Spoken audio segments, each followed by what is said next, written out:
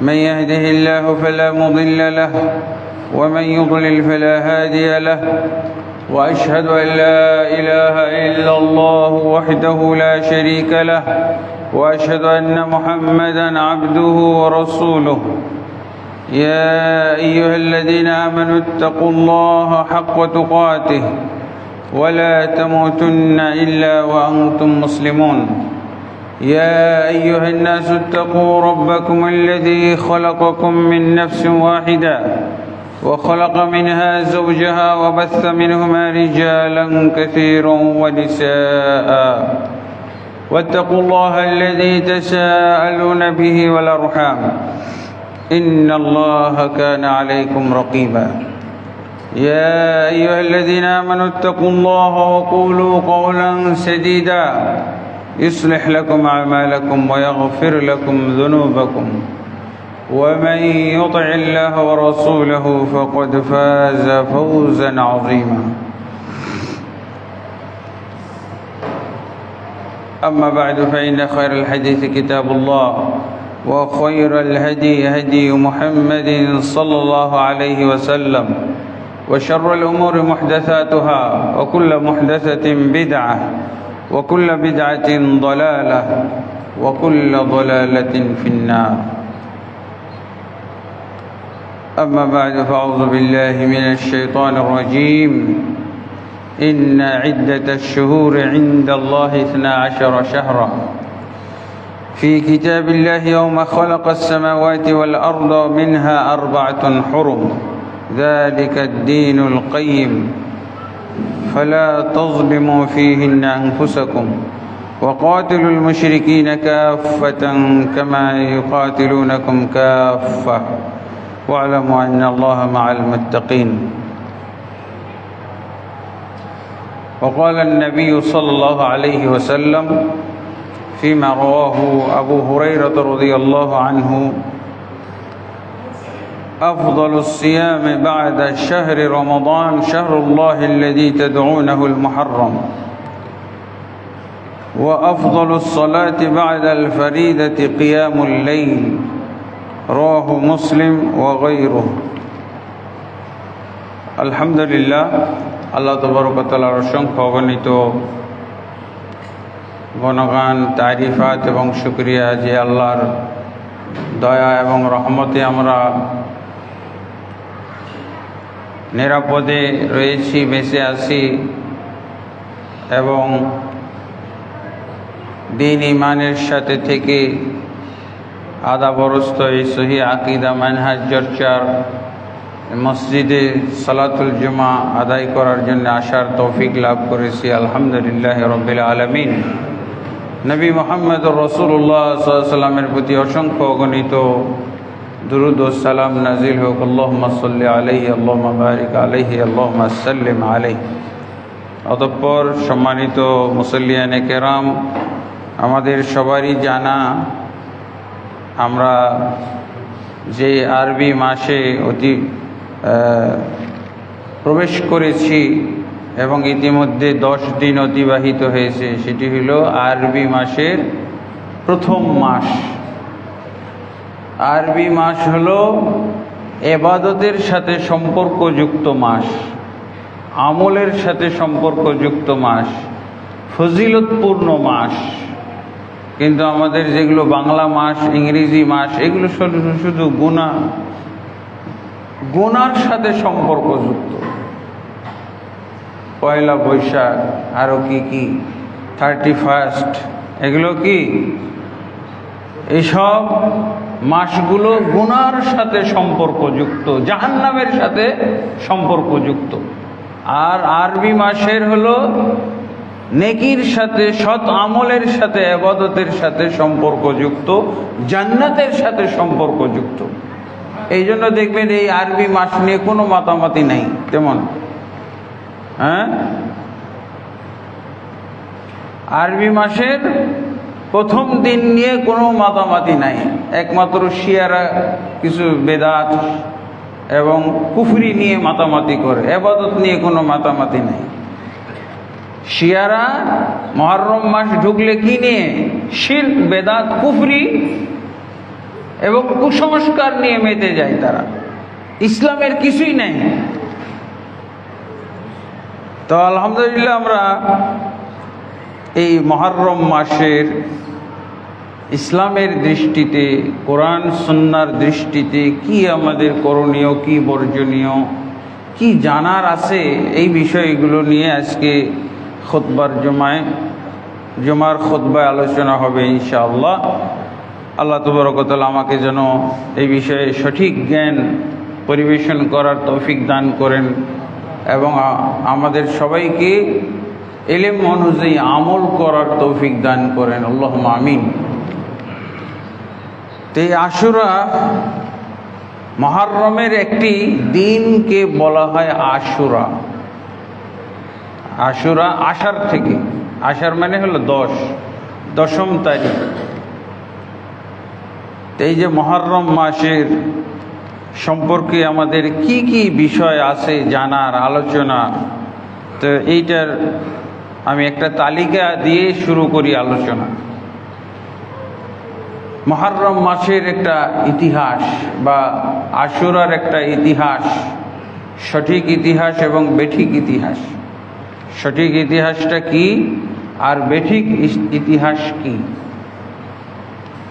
তারপরে মুহররম মাসের ফজিলত, মুহররম মাসের ফজিলতগুলো কি, তারপরে মুহররম মাস বা আশুরার সিয়াম এর বিভিন্ন হালাত, 4টি অবস্থা পার হয়ে এসেছে। তারপরে এই মুহররম বা আশুরাকে কেন্দ্র করে দলাদলি, কয়টা দল আছে, আপনি কোন দলের সাথে? মুহররম আশুরাকে কেন্দ্র করে মুসলমানদের মধ্যে দলাদলি, মুসলমানদেরকে ধ্বংস করেছে কি? দলাদলি। দলাদলিতে এত মজা পাইতেছে, আর দলাদলির মধ্যে, এমনি তো দলাদলি নিকৃষ্ট জিনিস, জাহান্নামের দলাদলি হলো জাহান্নামে যাওয়ার আমল। আল্লাহ রাসূল সাল্লাল্লাহু আলাইহি ওয়াসাল্লাম বলেছেন না, আমার উম্মত অতীতে বানু ইসরাঈলেরা 72 ভাগে বিভক্ত হয়েছিল, আর আমার উম্মতে মুহাম্মদী 73 দলে বিভক্ত হবে। 73 দলে, দলাদলি না করলে 73 দল হয়? তা আল্লাহ রাসূল সাল্লাল্লাহু আলাইহি ওয়াসাল্লাম বলছেন 73 দল যে হবে, এই 73 দলের মধ্যে 72টা জাহান্নামী। তাহলে দলাদলি করা জাহান্নামী আমল, এটা একটা আমল, জাহান্নামে যাওয়া সহজ হয়ে যাবে এর মাধ্যমে। তারপরে তো এমনি তো ধর্মীয় কারণে, কোরআন এবং হাদিসের অপব্যাখ্যার কারণে এই দলগুলো হবে। একটা থাকবে মূল ধারার উপর, আর বাকিগুলো সব হলো বিচ্ছিন্ন। বাকি দলগুলো কি? সব বিচ্ছিন্ন। একটা দলের সম্পর্ক থাকবে রাসূলুল্লাহ সাল্লাল্লাহু আলাইহি ওয়াসাল্লামের সাথে, সাহাবায়ে কেরামের সাথে, আর বাকিগুলো ইসলামের নাম ভাঙাবে, নবীর নাম ভাঙাবে, আল্লাহর বান্দা দাবি করবে, রাসূলের উম্মত দাবি করবে, রাসূলকে সবচেয়ে তারাই বেশি ভালোবাসে এমন দাবিও করবে, কিন্তু সব জাহান্নামী, সব জাহান্নামী। আল্লাহ রাসূল সাল্লাল্লাহু আলাইহি ওয়াসাল্লাম একেবারে ভেঙে বলে দিয়েছেন, সিনতাইনি ওয়া সাবঈনা ফিন্নার, 72টা জাহান্নামে যাবে, ওয়া ওয়াহিদাতুন ফিল জান্নাহ, একটা মাত্র দল জান্নাতে যাবে। তাহলে এটা, এই দলটা কিন্তু দলাদলির দল না, মূল ধারার দল। এই দলে আমাদেরকে থাকতে হবে। তাহলে এই মুহররম আশুরাকে কেন্দ্র করে জাহান্নামী দল আছে এবং সহি দলও আছে। এই সহি দল আর জাহান্নামী দল মিলিয়ে কয়টা দল? 3টা দল। একটা হলো আহলুস সুন্নাহ ওয়াল জামাত বা নবী সাল্লাল্লাহু আলাইহি সাল্লামের দল, সাহাবায়ে কেরামের দল। আল্লাহ রাসূল সাল্লাল্লাহু আলাইহি ওয়াসাল্লাম যেই দলটাকে জান্নাতি বলেছেন, আর এই দলকে চেনার উপায় হলো দলাদলি করতে করতে করতে করতে সব যখন দল করে শেষ করলো, এরপরে বাকি আছে যারা, ওইটি হলো জান্নাতি দল। এরা আর কোনো দলে যাচ্ছে না, এদের কোনো দল নাই।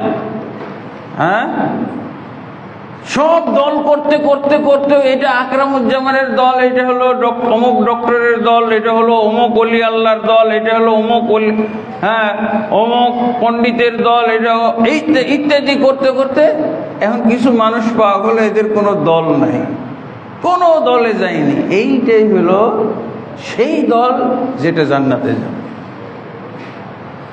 কিন্তু বাংলাদেশে আপনি খালি লোক পাবেন, এই মসজিদে হিসাব করা শুরু করেন, প্রত্যেকের দলীয় পরিচয় আছে। দলীয় পরিচয় নাই এই লোকগুলো হলো জান্নাতি দল। যখন কোনো দলীয় পরিচয় নাই, অমুক সাহেবের দল, অমুক পণ্ডিতের দল, অমুক জান্নাতি দল। জান্নাতি দল নাম রাখলো, সেটা জাহান্নামী। আসেন আমরা আজকে নামাজের পরে একটা দল গঠন করব, দলের নাম হলো ডাইরেক্ট অ্যাকশন জান্নাতি দল। কে কে সদস্য হবে? এটাও জাহান্নামে যাবে। যখনই বলা হলো এই যে জান্নাতি দলের সভাপতি শেখ আকরামুজ্জামান, এবার সহসভাপতি, এবার চাই সেক্রেটারি, এবার এই সেই ইত্যাদি, কি জান্নাতি দলের কোনো লাভ নাই। এটাও একটা জাহান্নামী দল হইল। দলাদলিটা একেবারেই নিষেধ। সাহাবীর জন্য নিষেধ ছিল, সাহাবীদের জন্য নিষেধ ছিল। আর দলাদলিকে জাহান্নামী আমল বলতে হবে, জাহান্নামী কারবার বলতেই হবে, জাহান্নামী কারবার এটা বলতে হবে। এটা হলো দলীয় হিসাব। সদস্যদের মধ্যে জান্নাতি লোকও থাকতে পারে, সদস্যদের মধ্যে কিন্তু ভুল বুঝে ওই দলের নাম লেখাইছে। ভুল বুঝার কোন, দলীয় জিনিসটাই জাহান্নামী, কিন্তু ভুল বুঝে এমন সুন্দর একটা বর্ণনা এবং বক্তব্য দিয়েছে যে দলে চলে গেছে। আয়েশা রাদিয়াল্লাহু আনহাকে একটা দলে নিয়ে যাওয়া হয়েছিল। আয়েশা রাদিয়াল্লাহু আনহা জান্নাতি মহিলা, ইহকালও নবীর স্ত্রী, পরকালও নবীর স্ত্রী, কিন্তু একটা দলে নিয়ে যাওয়া হয়েছিল। আল্লাহু আকবার, কি বলে? তাহলে ভালো মানুষ দলে যাইতে পারে না? ভ্রান্ত দলে ভালো মানুষও চলে যেতে পারে। চাকচিক্যপূর্ণ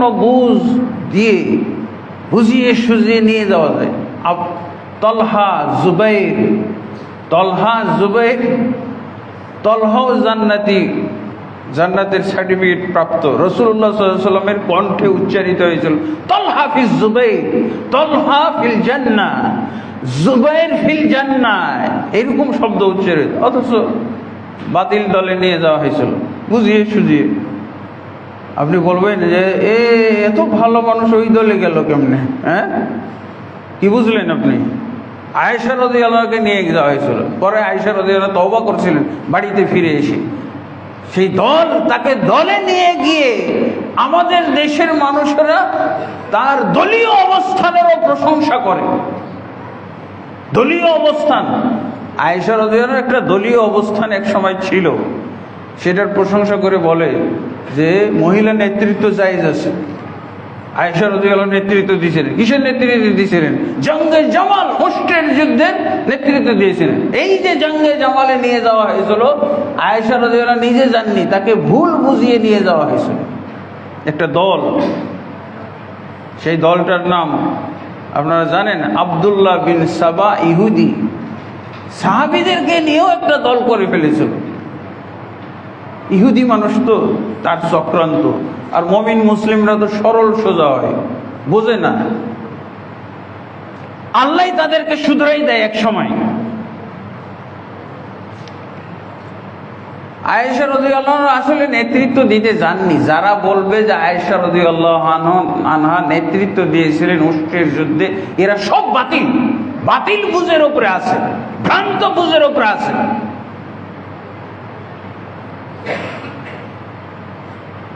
তবে এটা ছিল কিসের দল? ওসমান হত্যাকারীদের বিচার করার দল। কত সুন্দর না? ওসমান হত্যাকারীদের বিচার করতে হবে, বিচার করার জন্য একটা দল গঠন করা হয়েছে। এই দলের কাম হলো এই যে উষ্ট্রের যুদ্ধে, উষ্টের যুদ্ধ বাধাই দেওয়া। আয়েশাও চাই নাই, তলহাও চাই নাই, জুবাইরও চাই নাই। এই যে আব্দুল্লাহ বিন সাবা আল ইহুদি লাগাই দিছে, এগুলো সম্পর্কে তো আলোচনা করা হয়েছে। আয়েশা রাদিয়াল্লাহু যখন দেখতেছেন যে দুই দল যুদ্ধের মুখোমুখি, আয়েশা রাদিয়াল্লাহু আনহা তখন তাড়াতাড়ি করে যুদ্ধের মাঠে আসলেন দুই দলকে থামানোর জন্য। ততক্ষণে এত তারা যুদ্ধের কাছাকাছি চলে গেছে, এত মেতে গেছে যুদ্ধের জন্য, যে আয়েশা রাদিয়াল্লাহু আনহা থামাইতে থামাইতে দুই পক্ষ লেগেই গেছে মারামারি। যখন মারামারি লেগে যায় আর কি করবেন আপনি? এতগুলো লোক, হাজার হাজার লোক মারামারি আর থামাইতে পারেন? একটা মহিলা কিভাবে থামাবে? দেখা গেল দুই পক্ষে লাশ পড়া শুরু হয়ে গেল, লাশ পড়তেছে, আহত নিহত, হতাহতের মিছিল। এমনকি আয়েশা রাদিয়াল্লাহু আনহাও আঘাতপ্রাপ্ত হলেন। তীরের আঘাতে ওনার ঘোড়াটা বা ওনার উঁটটা পড়ে গেল মাটিতে। যে উঁট যদি পড়ে যায় তো উনি কি এই উঁট পিঠের উপরে স্থির থাকবেন? উনিও পড়ে গেছেন, উনিও হালকা আহত হয়েছে। কিন্তু আলী রাদিয়াল্লাহুর দল এটা দেখতে পেয়েছেন যে আয়েশা রাদিয়াল্লাহু আনহা উনি তো যুদ্ধ থামাইতে আসছিলেন, থামাইতে এসে বেচারাকে কে বা কারা তীর মেরে দিয়েছে। তখন তাড়াতাড়ি আলী রাদিয়াল্লাহুর বাহিনী এসে আয়েশা রাদিয়াল্লাহু আনহাকে সেভ করেছেন। আর এই ফিতনার মধ্যে তলহা জুবাইরও কিন্তু শহীদ হয়ে গেছিলেন, দুইজন জান্নাতের সার্টিফিকেট প্রাপ্ত। এই দলটাকে আল্লাহ রাসূল সাল্লাল্লাহু আলাইহি ওয়াসাল্লাম ভবিষ্যৎবাণী করে বলেছেন এটা জাহান্নামী দল। কিন্তু জাহান্নামী দলে আয়েশাও চলে গেছিলেন, তলহা জুবাইরকে নেওয়া হয়েছিল ভুল বুঝিয়ে। কি বোঝানো হয়েছিল? ওসমান হত্যাকারীদের বিচার চাই। ওসমান হত্যাকারীরা কোথায় আছে? কুফাতে লুকিয়ে আছে। এই জন্য তারা মদিনার থেকে বের হয়ে কুফা চলে গেছে। কুফাতে ছিল সবচেয়ে বেশি ওসমান হত্যাকারীরা। ৬,০০০ লোক ওসমান হত্যায় শরীক হয়েছিলেন মদিনার এই ফিতনায়। ৬,০০০ নেতৃত্ব দিয়েছিল কি আব্দুল্লাহ বিন সাবা আল ইহুদি। এই ৬,০০০ লোক, তার মধ্যে ৩,০০০ হলো এই কুফাতে বসবাসকারী, আর বাকিরা বিভিন্ন জায়গা থেকে, সিরিয়ার, মিশর, এবং আরো অন্যান্য জায়গা থেকে। ফিতনা, এই দলাদলি দেখেন কোন পর্যায়ে নিয়ে গেছে এই দল। আল্লাহ রাসূল সাল্লাল্লাহু আলাইহি ওয়াসাল্লাম বলছিলেন, দুইটা শব্দ সহিহ বুখারীর মধ্যে আছে, আম্মারকে লক্ষ্য করে বলেছিলেন, আম্মার তোমাকে হত্যা করবে একটা বিদ্রোহী দলে। আম্মার তোমাকে হত্যা করবে একটা বিদ্রোহী দল, মুসলমানদের বিদ্রোহী দল। তা আম্মারকে আবার বলতেছে কি অবস্থায় আম্মার শহীদ হবেন? আম্মারের অবস্থান হলো ইয়াদউহুম ইলাল জান্নাতি। আম্মার যেই বিদ্রোহী দলটা প্রতিপক্ষ দল হবে, সেই দলকে আম্মার জান্নাতের দিকে দাওয়াত দেওয়ার অবস্থায় শহীদ হবেন। আর ওই প্রতিপক্ষ দলের অবস্থান কি? ইয়াদউহুম ইলান নার, জাহান্নামের দিকে দাওয়াত দিবে।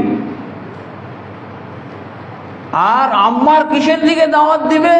ইয়াদউ ইলাল্লাহ, একটা বর্ণনা আছে আল্লাহর দিকে দাওয়াত দিবে, আর এক বর্ণনা আছে ইয়াদউহুম ইলাল জান্নাহ, জান্নাতের দিকে দাওয়াত দিতে যে উনি শহীদ হবেন। আর প্রতিপক্ষ দল, এক নম্বর আল্লাহ রাসূল গুণ বললেন যে বিদ্রোহী দল হবে, আর তারা কি করবে? ইয়াদউহুম ইলান নার, আম্মারকে জাহান্নামের দিকে দাওয়াত দিবে। আমাকে এই বিদ্রোহী দলের নেতা কে ছিল? মুআবিয়া রাদিয়াল্লাহু আনহু। মুআবিয়া রাদিয়াল্লাহু আনহু উনি জান্নাতি সাহাবী। বিদ্রোহী দল এই জন্য বলেছি যে দলাদলি যার মাধ্যমেই ঘটবে, এই দলাদলি হলো জাহান্নামী কারবার। আল্লাহ রাসূল কি বললেন? এই দলটা কি করবে? জাহান্নামের দিকে দাওয়াত দিবে আম্মারকে। এমন অবস্থায় আম্মার শহীদ হবেন, আর আম্মার দাওয়াত দিবেন আল্লাহর দিকে, এবং আরেক বর্ণনা আছে জান্নাতের দিকে। আর ওই দলের লোকেরা আম্মারকে দাওয়াত দিবে জাহান্নামের দিকে। জাহান্নামের দিকে মানে দলের দিকে। দলের দিকে দাওয়াত দেওয়াটাই হলো জাহান্নামের দিকে। দাওয়াত দিতে হবে আল্লাহর দিকে, দাওয়াত দিতে হবে জান্নাতের দিকে, কোরআন সুন্নাহর দিকে। কোন দলের দিকে দাওয়াত দেওয়া যাবে না। দলের দিকে দাওয়াত দিলে সেই দল যদি কোনো সাহাবীও গঠন করে, সেটাকেও কেউ বলা হবে মানে সহি দলের বিপরীতে। ইবনে আব্বাসকে জিজ্ঞেস করা হয়েছিল, এবং মুআবিয়া রাদিয়াল্লাহু আনহু নিজেই জিজ্ঞেস করেছিলেন, ইবনে আব্বাস আপনি তো খুব পণ্ডিত মানুষ, শিক্ষিত, কোরআনের 1 নম্বর মুফাসসির, রাইসুল মুফাসসিরিন, আপনি রাসূলুল্লাহ সাল্লাল্লাহু আলাইহি ওয়াসাল্লামের বিশেষ দাওয়াত প্রাপ্ত, দোয়া প্রাপ্ত, আপনি বলেন, আপনি ক্লিয়ার করেন, আপনি কোন দল আপনার পছন্দ? ওসমানের দল নাকি আলীর দল? মুআবিয়া রাদিয়াল্লাহু আনহু যে দল গঠন করেছিল, এই দলের নাম হলো ওসমানের দল। কারণ ইস্যুটা ছিল কি? ওসমান হত্যার বিচার চাই। এই জন্য এটা মুআবিয়ার দল ছিল না, এটা ছিল আলীর চেয়েও উত্তম সাহাবী ওসমানের নামে খোলা দল। ওসমানের নামে খোলা দল, ওসমান হত্যার বিচার চাই, এই ইস্যুকে কেন্দ্র করে মুআবিয়া রাদিয়াল্লাহু দল গঠন করেছিলেন। অথচ রাসূলের ভবিষ্যৎবাণীতে পাওয়া যায় এটাই সেই বিদ্রোহী দল। এটা বিদ্রোহী দল। আমরা যে বলি আমিরে মুআবিয়া, এই দল পরিচালনার কারণে আমিরে মুআবিয়া খেতাব উপাধি পায় নাই, জেনে রাখতে হবে, ভুল ভাঙতে হবে। এই দল পরিচালনার জন্য আমিরে মুআবিয়া উনি ছিলেন না। আলী রাদিয়াল্লাহু আনহুর মৃত্যুর পর হাসান রাদিয়াল্লাহু আনহু, আলীর পুত্র, বড় পুত্র হাসান যখন খেলাফতের দায়িত্ব নিলেন, 6 মাস খেলাফতের দায়িত্ব পালন করার পর পদত্যাগ করে যখন মুআবিয়াকে ক্ষমতা বুঝিয়ে দিলেন, সেই দিন থেকে হলো মুআবিয়া রাদিয়াল্লাহু আনহু আমিরে মুআবিয়া। ওনার 2টা পর্ব আছে, একটা হলো বিদ্রোহী দলের প্রধান আমির, বোঝা গেছে, আর একটা হলো জামাতুল মুসলিমিনের আমির। ওনার আমিরের খেতাবটা কেন আমিরে মুআবিয়া বলা হয় না? আমিরে মুআবিয়া বলার পর্ব হলো এইটা। হাসান পদত্যাগ করে যখন মুআবিয়া রাদিয়াল্লাহু আনহুকে বুঝিয়ে দিলেন ক্ষমতা, আর গোটা মুসলিম জাহানের যত ফিতনা ফাসাদ সব মিটে গেল। ওসমান হত্যার বিচারকারী, ওসমান হত্যার বিচার, এটাও নিরসন হয়ে গেল। কিন্তু কিভাবে নিরসন হইল জানেন? না বিচার করার মাধ্যমে নিরসন। এতদিন গন্ডগোল করে, এত যুদ্ধ বিগ্রহ করে, জঙ্গে জামাল করে, সিফফিনের যুদ্ধ করে ওসমান হত্যার বিচার হয় নাই। বিচার হয় নাই মানে এটা বিচার সম্ভব না। মুআবিয়া রাদিয়াল্লাহু ক্ষমতায় এসেও বিচার করতে পারে নাই। এটা বিচারহীন অবস্থায় মীমাংসিত হয়ে গেল। জানেন এই ইতিহাস? বিচারহীন ভাবেই কি হয়ে গেল? ফিতনা শেষ হয়ে গেল। বিচার চাই, এটাই একটা বিরাট ফিতনা ছিল। 6000 লোক আপনি কি এই যুগে হত্যা করতে পারবেন? অভিযুক্ত তো 6000 লোক। সুনির্দিষ্ট কাকে আপনি দায়ী করবেন সেটাই তো খুঁজে পাওয়া যাচ্ছে না। মুআবিয়া রাদিয়াল্লাহু আনহু এতদিন দল পরিচালনা করলেন, ওসমান হত্যার বিচার চাই, উসমানী দল পরিচালনা করলেন। অথচ তিনি যখন ক্ষমতায় আসলেন, পাওয়া যায় কোনো ইতিহাসে পড়ছেন যে মুআবিয়া রাদিয়াল্লাহু আনহু ক্ষমতায় সমস্ত জামাত একত্রিত হয়ে গেল, মুসলিম জাহানের খলিফা হয়ে গেলেন। মুসলিম জাহানের একচ্ছত্র আমির, খলিফা, খলিফাতুল মুসলিমিন, আমিরুল মুমিনিন মুআবিয়া রাদিয়াল্লাহু আনহু। ওনার যদি এই পর্বটা না থাকতো তাহলে ওই যে বেদাতিরা গালি দেয় না, বেদাতিরা যে কিছু গালি যায়, গেলে গালি গালাজ করে না, কিছুটা প্রযোজ্য হয়েই যেত অনেকেই। কিন্তু আলহামদুলিল্লাহ ওনার জীবনের পাতা একেবারে পরিষ্কার, সব দায়মুক্ত হয়ে গেছেন, সব কিছু থেকে দায়মুক্ত। কারণ সমস্ত মুসলমান তাকে ঐক্যবদ্ধভাবে মেনে নিয়েছে, কারো আর অভিযোগ ছিল না। একমাত্র বর্তমান যুগের কিছু বেদাতীদের অভিযোগ এখনো রয়ে গেছে, এদেরকে বেদাতী বলবো। এদের দ্বারা ইসলামের কোনো উপকার হবে না। যারা মুআবিয়া রাদিয়াল্লাহু আনহুকে গালি দেয়, যারা মুআবিয়া রাদিয়াল্লাহু আনহুকে কাফের মুরতাদ বলছেন, এরা হলো ইসলামের আবর্জনা, এরা হলো সব হত্যাযোগ্য লোক। এদেরকে যদি হত্যা করার কোনো উপায় থাকতো, ইসলামী রাষ্ট্র এরকম থাকতো, তাহলে হত্যা করে এদেরকে শেষ করে দেওয়া হতো। বিরাট বড় এরা ফিতনাবাজ।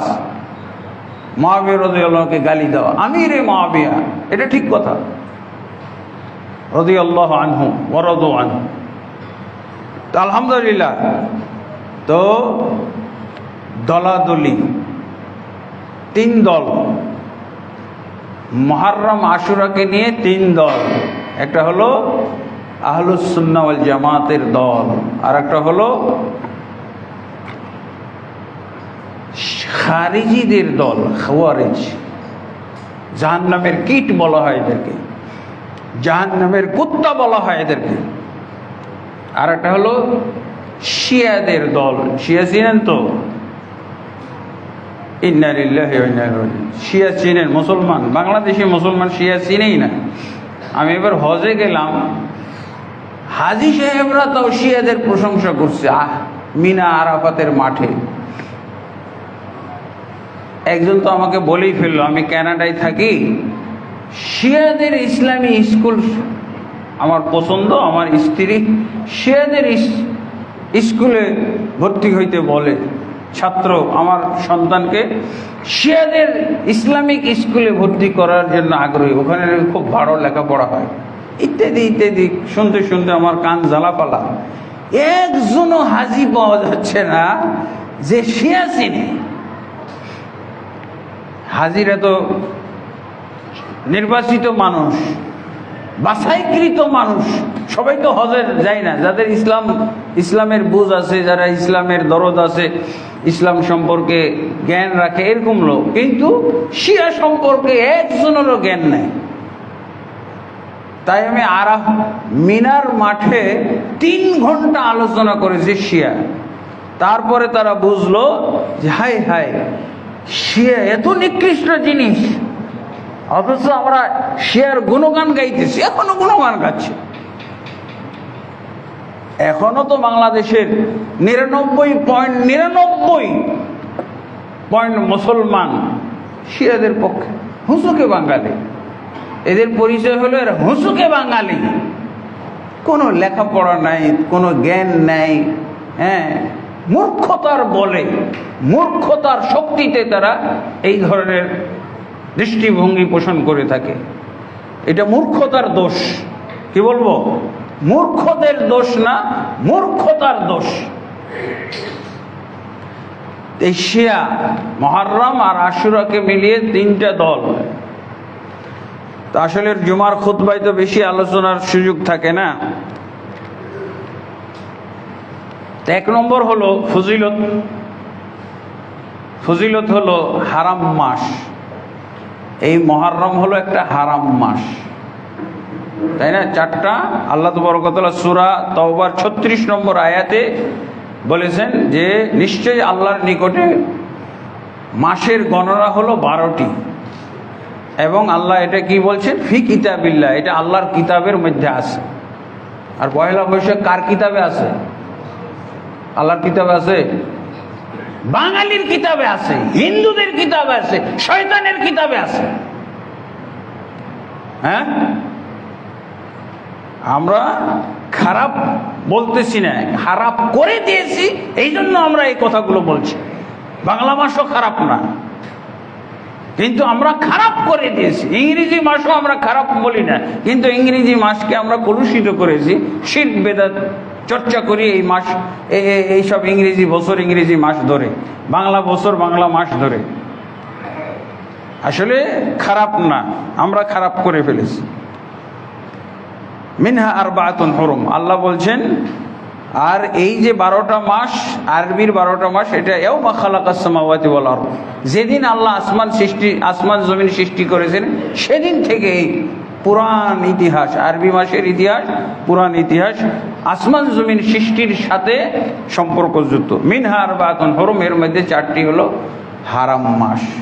4টি হারাম মাসের মধ্যে একটি হলো মুহররম। তাহলে ফজিলত পাওয়া গেল। আর এই মুহররম মাসের হাদিসের মধ্যে আছে, কি বলে? হাদিসের মধ্যে এর একটা নামকরণ করা হয়েছে শাহরুল্লাহ। শাহরুল্লাহ মানে আল্লাহর মাস। আল্লাহর মাস তো সবগুলোই, আল্লাহর মাস সবগুলোই। আহলুল্লাহ, আল্লাহ বলছেন আল্লাহর পরিবার। আল্লাহর পরিবার কারা? যারা কোরআনের জ্ঞান অর্জন করে, কোরআনের জ্ঞানে যারা আলোকিত, তারা হলো আল্লাহর পরিবার। মানুষের মধ্যেই, মুসলমানদের মধ্যেই যারা কোরআন বিশেষজ্ঞ, তাদেরকে হাদিসে বলা হয় যে আহলুল্লাহ, আল্লাহর পরিবার, মানে আল্লাহর বিশেষ বান্দা। আমরাও তো বান্দা, কিন্তু ওগুলো হলো আল্লাহর বিশেষ বান্দা। মাস তো সবগুলোই আল্লাহ, কিন্তু মুহররম হলো আল্লাহর বিশেষ মাস, যেই মাসকে আল্লাহ পছন্দ করেন, প্রথম মাস বানিয়েছেন। তারপরে এই মাসের সিয়াম হলো আফদলুস সিয়াম। মুহররমের সিয়াম হলো আফদলুস সিয়াম, উত্তম সিয়াম, সর্বোত্তম সিয়াম। আল্লাহ রাসূল সাল্লাল্লাহু আলাইহি ওয়াসাল্লাম বলছেন, আবু হুরায়রা রাদিয়াল্লাহু আনহু বর্ণিত হাদিসে মুসলিম শরীফে আছে যে সর্বোত্তম সিয়াম হলো রমজানের পরে আল্লাহর মাস মুহররমের সিয়াম। আর সর্বোত্তম সালাত হলো ফরজ সালাতের পরে কিয়ামুল লাইল, রাত্রে তাহাজ্জুদ যে পড়ি আমরা, এটা হলো তৃতীয় ফজিলত, উত্তম। মুহররমের সিয়াম হলো উত্তম, কিন্তু মুহররমের সিয়াম বলতে কি বুঝবো? পুরা মাস না। অনেকেই বলে যে প্রথম দশক, 1 তারিখ থেকে 10 তারিখ পর্যন্ত, কিন্তু এটার সহি কোনো স্পষ্ট দলিল পাওয়া যায় না, ব্যাখ্যা পাওয়া যায়, মতামত পাওয়া যায়, মন্তব্য পাওয়া যায়। আর সহি দলিল দ্বারা পাওয়া যায় 9 তারিখ এবং 10 তারিখ। 9 তারিখ গতকাল গেছে, আজকে 10 তারিখ। হ্যাঁ, আর এই যে 10 তারিখের ফজিলত, এই সম্পর্কে বলা হয়েছে আহতাসিবু আলাল্লাহ আন ইউকাফিরা আস-সানাতাল মাদিয়া। আল্লাহ রাসূল সাল্লাল্লাহু আলাইহি ওয়াসাল্লাম বলছেন, আমি আশা করি যে এই আশুরার সিয়ামের মাধ্যমে, মুহররমের সিয়াম বলতে আশুরার সিয়াম, আশুরার সিয়াম বলতে তার পূর্বের দিন সহ 9 তারিখ এবং 10 তারিখ, এর মাধ্যমে কি হবে? গত 1 বছরের গুনাহ আল্লাহ মাফ করে দেবেন। আল্লাহু আকবার। তাহলে এখানে কি শিথিলতা করা যায়? অবহেলা, অলসতা প্রদর্শন করা যায়? কার গুনাহ নাই? সবারই তো গুনাহ আছে। গুনাহ মাফ করার জন্য অবশ্যই আমাদের এই সিয়ামের প্রতি গুরুত্ব দেওয়া উচিত এবং সিয়াম পালন করা উচিত। এটা গেল ফজিলত। এরপরে হলো এই আশুরার সিয়ামের বিভিন্ন অবস্থা আমরা পাই, যেটাকে আমরা তারিখের মধ্যে, ইতিহাসের মধ্যে ঢুকাইতে পারি।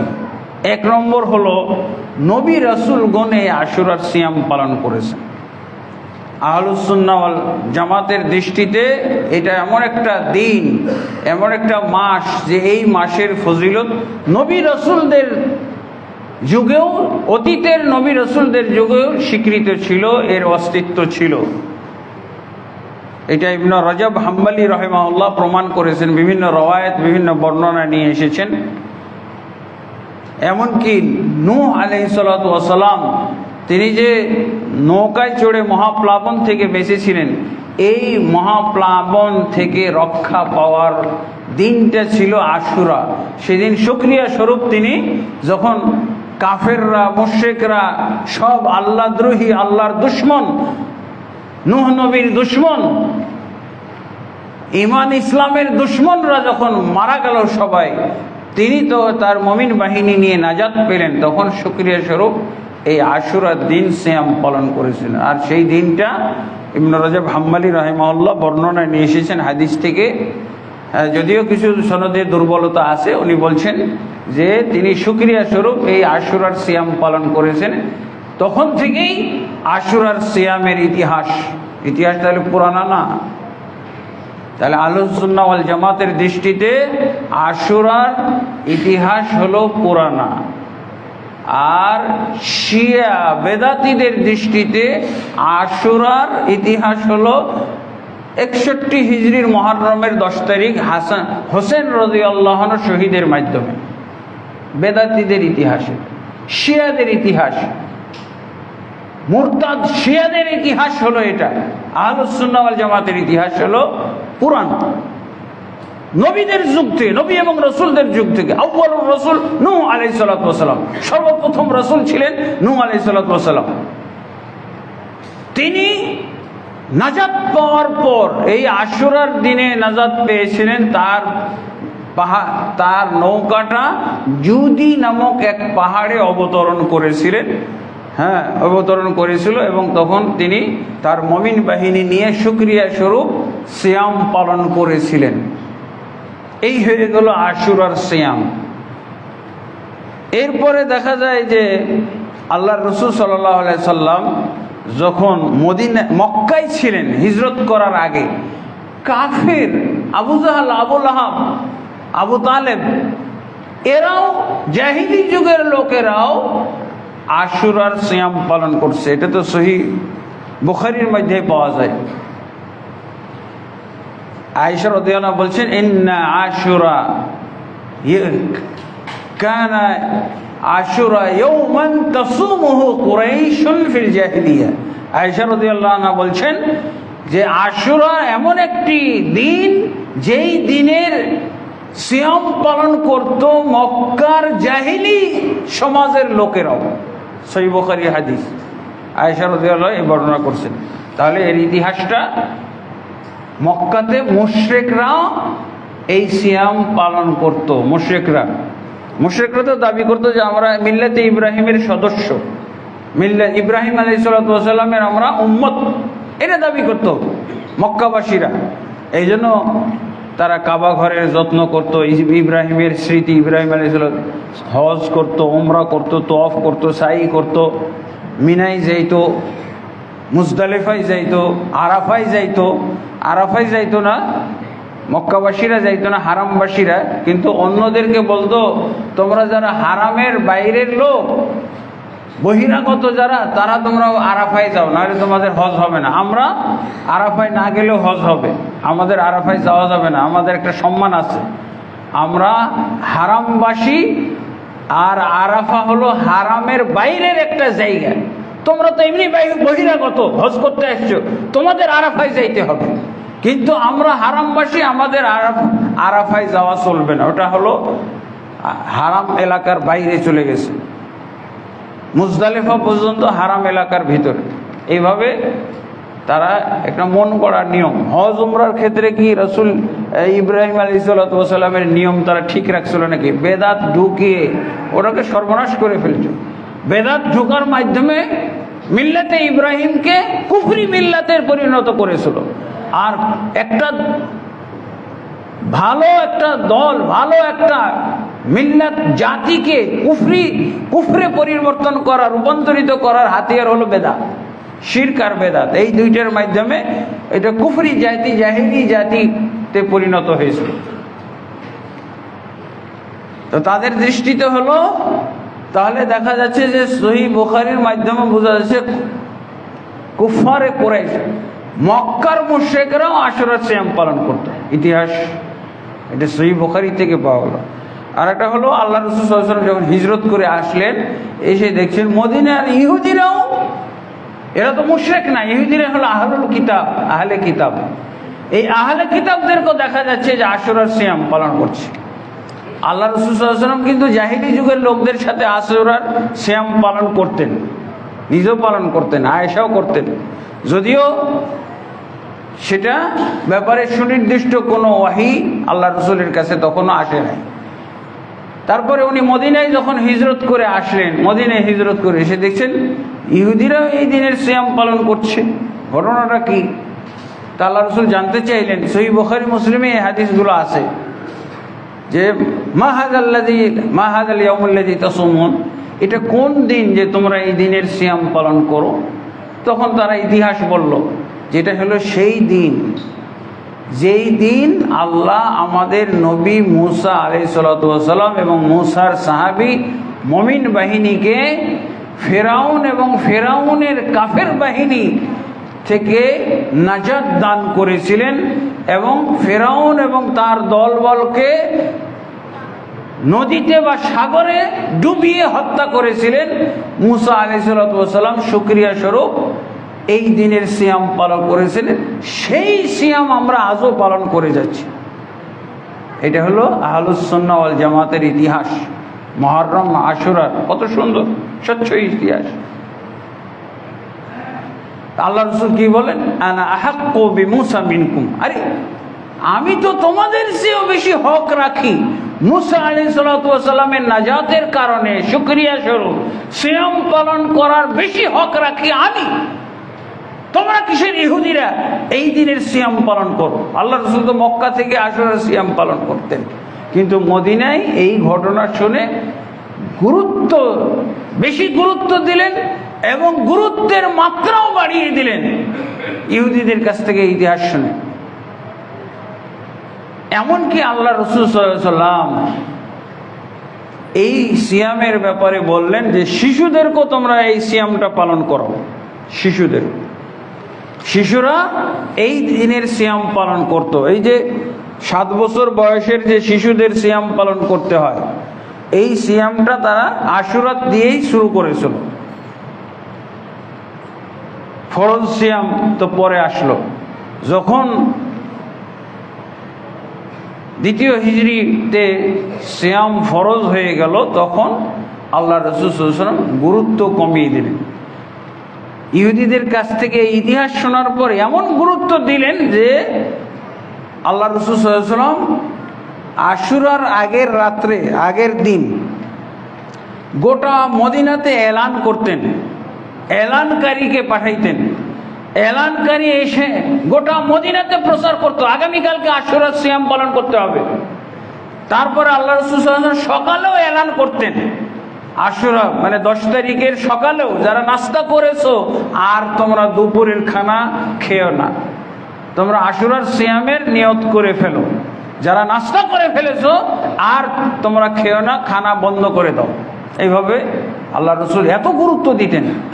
বাচ্চাদেরকে সিয়াম পালন করাইতেন, নিজে সিয়াম পালন করতেন, আগের দিন এলান দিতেন, মাইকিং করতেন। মানে সেই যুগের মাইকিং তো ছিল না, মাইক লোক পাঠিয়ে প্রচার করতেন।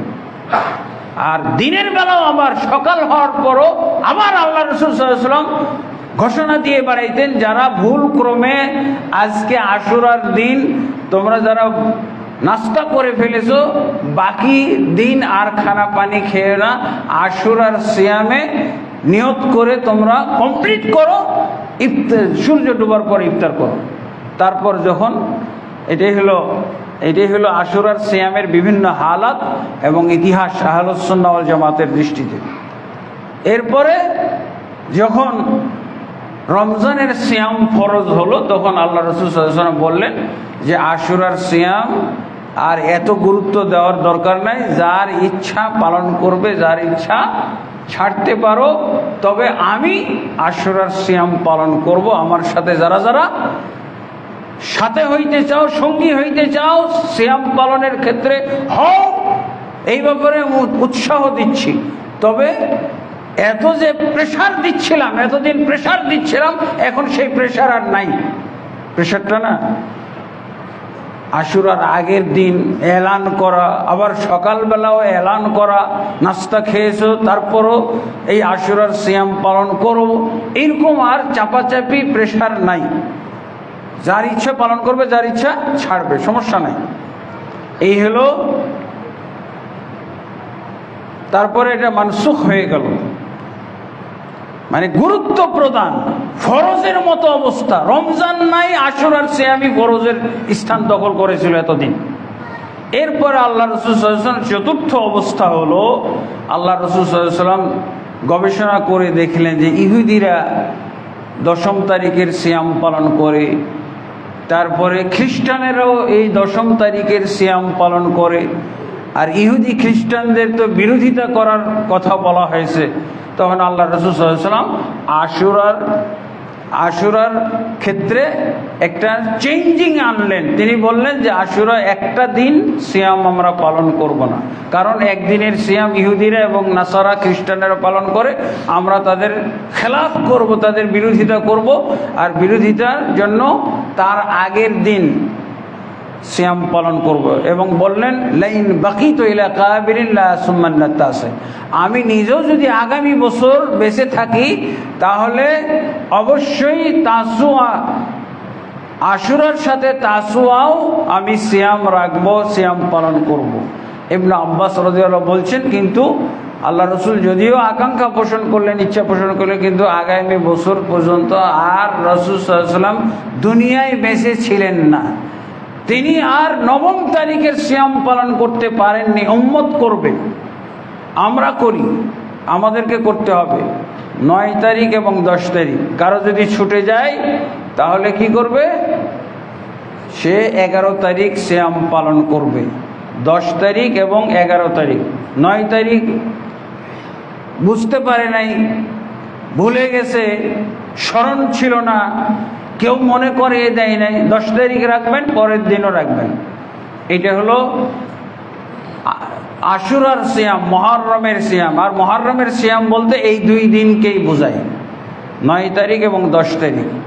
যারা বলে যে 1 তারিখ থেকে 10 তারিখ পর্যন্ত, এদের কোনো দলিল নাই, ব্যাখ্যা বিশ্লেষণ আছে, বক্তব্য মন্তব্য এগুলোই আছে। তো আলহামদুলিল্লাহ, এবার আমরা আহলুস সুন্নাহ ওয়াল জামাতের দৃষ্টিতে আশুরার ইতিহাস নিয়ে কিছু কথা বলবো বিশেষভাবে। যে তাহলে আমরা যে এতক্ষণ আলোচনা করলাম, এই আলোচনা থেকে কি বোঝা গেল? যে এটা হলো আশুরা মুহররমের ইতিহাস। দলিলের দৃষ্টিতে, হাদিসের দৃষ্টিতে হলো পুরান ইতিহাস। এটা কারবালার সাথে সম্পর্কযুক্ত নয়, কারবালার সাথে সম্পর্কযুক্ত নয়। যারা বলে যে কারবালা থেকে এই মুহররমের তাৎপর্য শুরু হয়েছে, গুরুত্ব ফজিলত শুরু হয়েছে, এরা সব ঢালাওভাবে বেদাতি। শিয়া হোক আর শিয়া প্রভাবিত হোক, আমাদের দেশে শিয়া প্রভাবিত কত পার্সেন্ট বললাম? 99.99। এত মানুষ, এত মুসলমান শিয়া প্রভাবিত। আর ঠিক আব্দুল্লাহ জাহাঙ্গীর রাহিমাহুল্লাহ উনি বলছেন 99.99 জন মুসলমান বাংলাদেশে জাহিল, মূর্খ, ইসলাম বুঝে না, ইসলাম বুঝে না। এরা হুসুকে যা ইসলামের করে, এরা হুসুকে করে। আজান দিল সবাই যায়, আমিও যাই, কিন্তু সালাতের অত মর্ম বুঝে না। তার বাড়িতে বেনামাজি লালিত পালিত হচ্ছে, ওই খাওয়াচ্ছে, মিষ্টি এনে খাওয়াচ্ছে, দই এনে খাওয়াচ্ছে, ফল ফ্রুট খাওয়াচ্ছে, যে বেনামাজি পালতেছে ওই লোক। কিসের হলো নামাজি? প্রত্যেক নামাজির ঘরে ঘরে দেখবেন আমাদের সমাজের ওই একা নামাজি দেখেন, কিন্তু দেখা যায় 10-20 জন সবই বেনামাজি, তার নেতৃত্বে আছে, তার খানা খাচ্ছে। এগুলো নামাজি হইল? এই জন্য উনি বলছেন যে 99.99 জন আমরা নামে মুসলমান, কামে মুসলমান না। হ্যাঁ, যদি মুসলমান কামে মুসলমান হইতো তাহলে এরকম হিন্দুরা তাড়িয়ে নিয়ে বেড়াইতো। এইভাবে ইন্ডিয়ার মুসলমানকে কিভাবে হত্যা করতেছে, মনে হচ্ছে জীবজন্তু, সাপ, বিশ্ব, ব্যাঙ এগুলো মারছে হিন্দুরা। এই যে পাশের দেশে দেখেন, কারণ মুসলমানের শক্তি, মুসলমানের পক্ষে তো আল্লাহ নিজে, মুসলমানের পক্ষের শক্তি হলো আল্লাহ নিজে। কিন্তু মুসলমানের শক্তি কোথায়? মুসলমানের শক্তি তো হল ইসলাম। ইসলাম তো নাই তার কাছে, ও মুসলমান কিন্তু ইসলাম নাই তার ভিতরে। খড়কুটার মতো মুসলমান। আল্লাহ তাবারক ওয়া তাআলা আমাদেরকে নামে মুসলমান থেকে কামে মুসলমান হওয়ার তৌফিক দান করুন।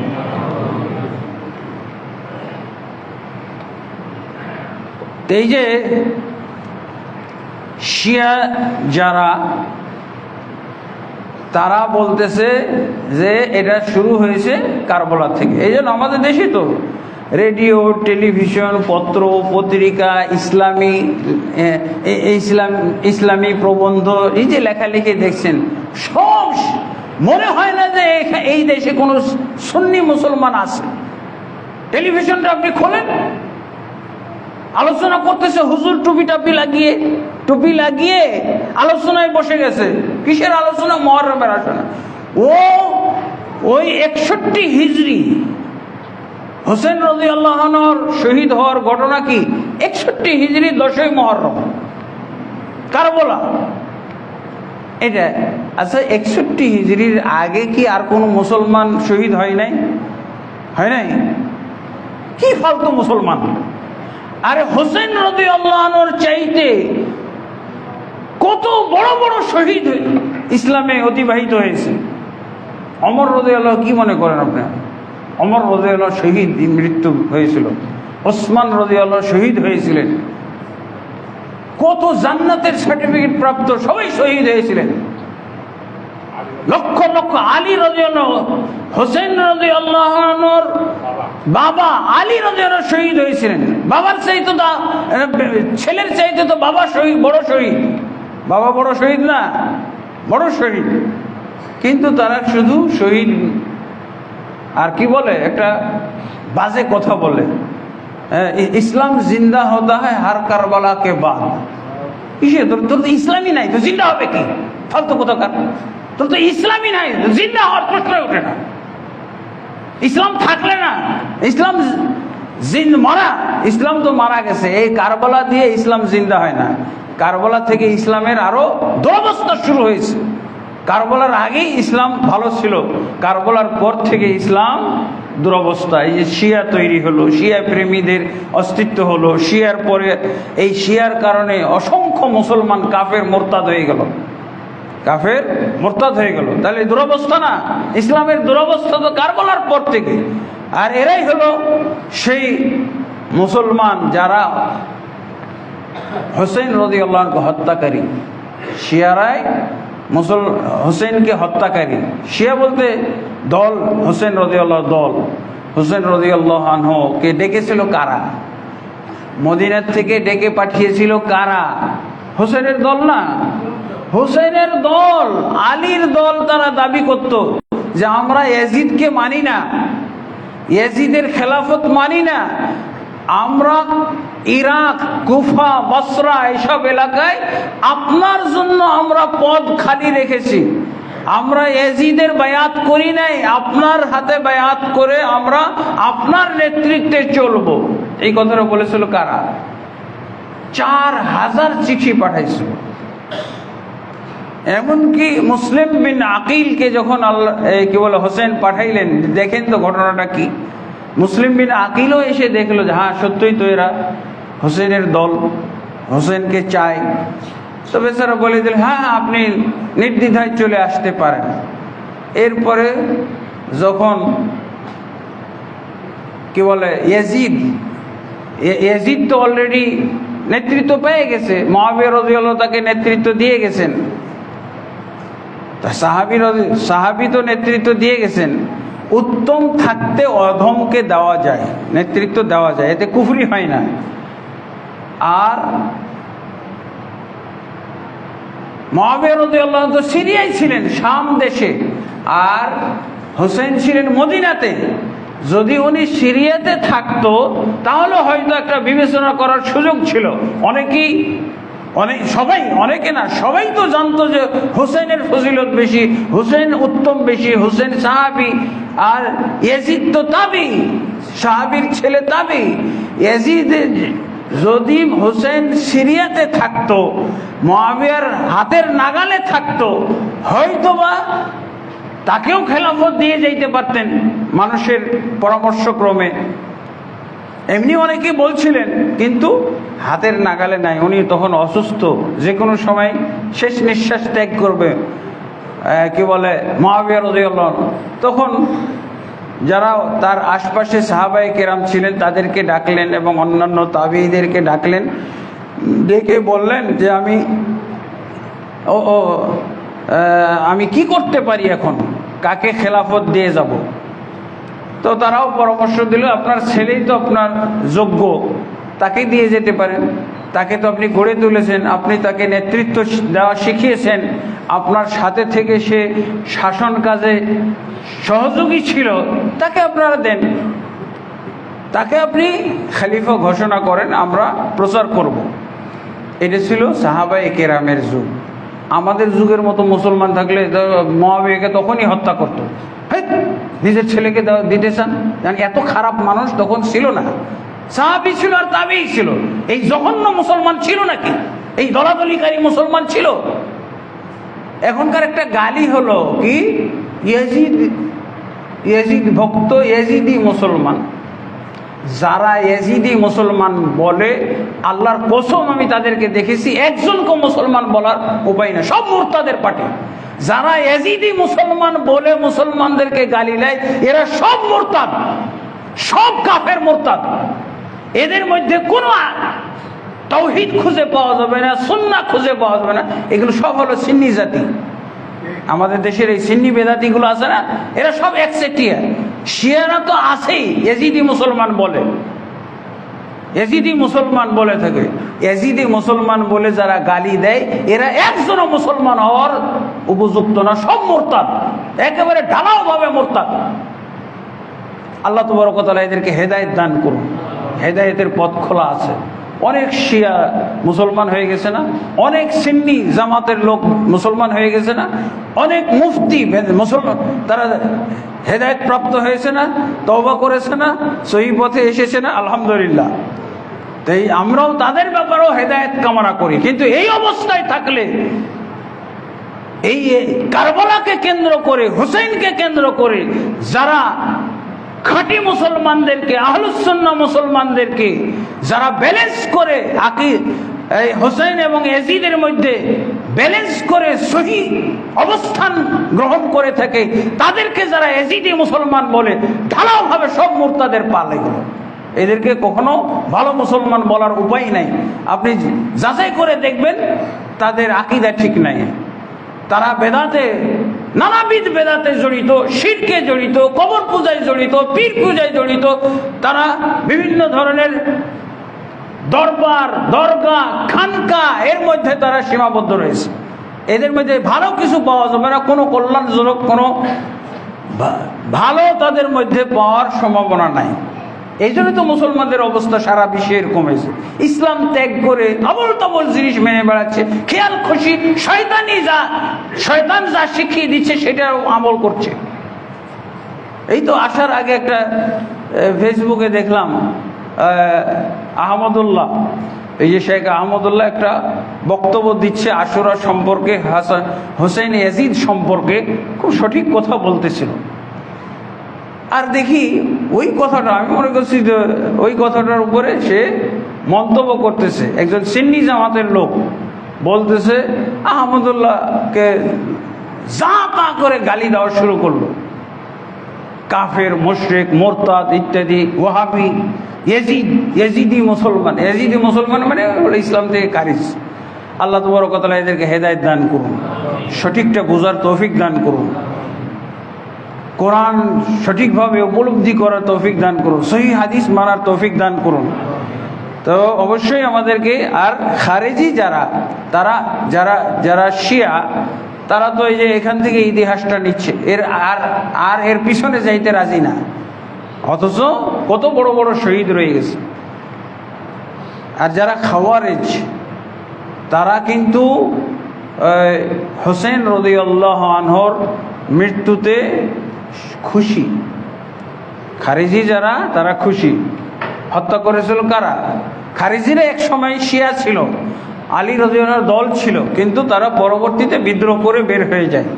দিয়ে এদের এই শিয়াদেরই এক অংশের নাম হলো খারিজি। এরা বিদ্রোহ করে বের হয়ে যায় এবং আলী রাদিয়াল্লাহু আনহুকে এক সময় হত্যা করে। এখন আলী রাদিয়াল্লাহু আনহুর বংশধরকেও তারা ঘৃণা করে। তো হোসেন রাদিয়াল্লাহু আনহুকে যখন হত্যা করা হলো, শহীদ করা হলো, তখন থেকেই তারা খুশি।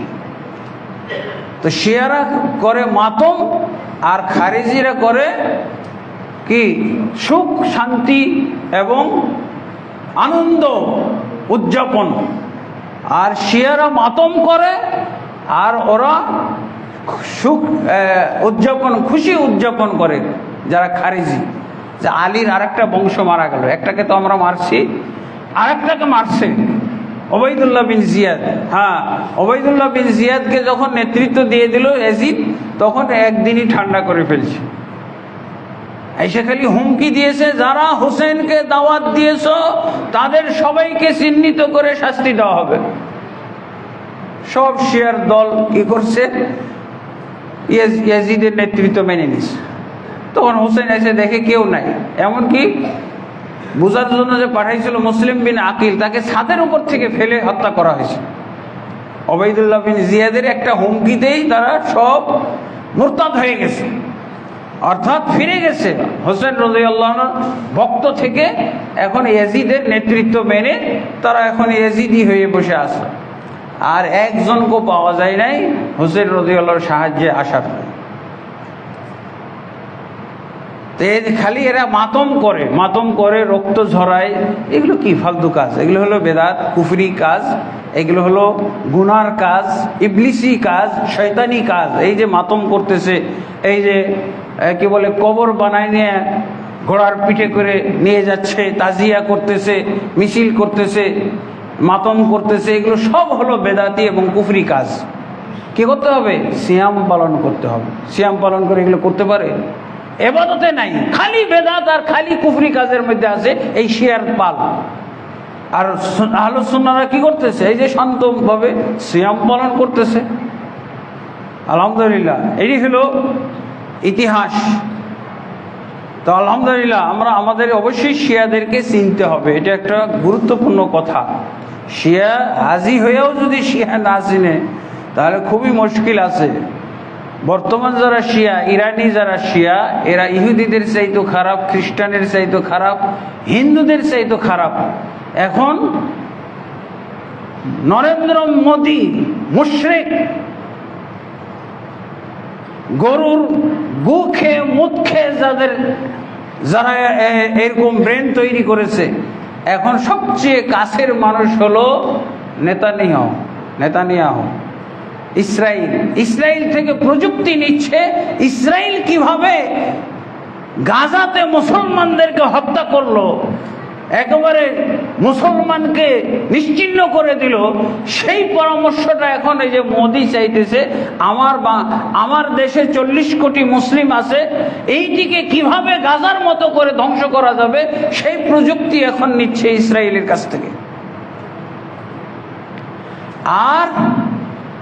আর এই হলো হিন্দুদের অবস্থা। আমরা যেহেতু মুসলিম, নিজে খাঁটি মুসলিম হইতে পারছি না, আল্লাহ আমাদের পক্ষে আসতেছে না। আল্লাহ আমাদের কি পক্ষে আছে না বিপক্ষে বলতে পারবেন? সূরা বাকারার 85 নম্বর আয়াত পড়ে দেখেন, আল্লাহ বর্তমান যে কোয়ালিটির মুসলমান, এই কোয়ালিটির মুসলমানের সাথে আল্লাহ নাই। পড়ে দেখেন আয়াতটা। আল্লাহ এখন মুসলমানদের সাথে নেই, কারণ মুসলমানরা আল্লাহর সাথ ত্যাগ করেছে, আল্লাহ তাবারক ওয়া তাআলার বিধিবিধানকে অমান্য করে চলেছে। এই জন্য আল্লাহ কিন্তু মুসলমানদের সঙ্গ ত্যাগ করেছে, এটা বলতে হবে অবস্থা দেখে। কই মুসলমানদের এত নির্যাতন, এত নিষ্পেষণ, এত তাদের প্রতি জুলুম চলতেছে, আল্লাহর সাহায্য আসে?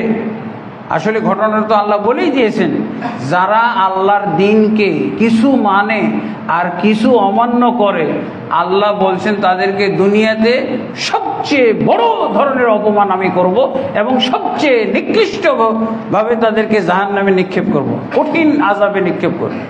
এই আয়াত অনুযায়ী এখন মুসলমানদের অবস্থাকে এই আয়াতের সাথে মেপে দেখতে হবে, এই আয়াতের আলোকে দেখতে হবে, বিচার করতে হবে।